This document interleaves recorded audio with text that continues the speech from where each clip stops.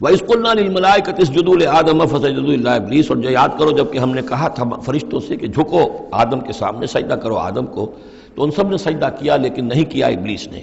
کان من الجن، اب یہاں وہ حقیقت کھول دی گئی جو بقیہ 6 جگہوں پر نہیں ہے، وہ جنات میں سے تھا۔ فَفَسَقَ عَنْ أَمْرِ رَبِّهِ، فا یہاں پر اب علت کو ظاہر کر رہا ہے۔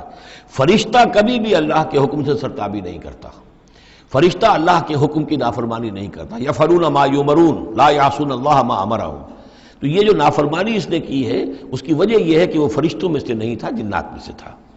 کان من الجن ففسق عن امر ربہ، تو اس نے وہ نکل بھاگا اپنے رب کے حکم سے، یہ نافرمانی کی اپنے رب کے فرمان کی۔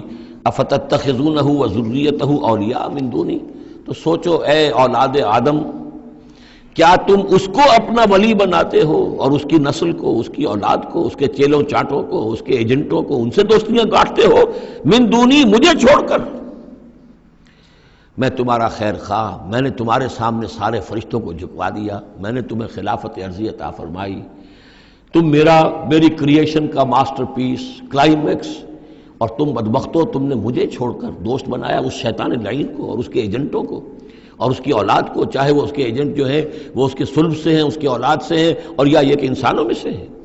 افتتخذونہ وذریتہ اولیاء من دونی، کیا تم اسے اور اس کے اولیاء اور اس کی نسل کے لوگوں کو، اس کی اولاد کو ولی بنا رہے ہو مجھے چھوڑ کر، وہم لکم عدو، جبکہ فی الواقع وہ تمہارے دشمن ہیں۔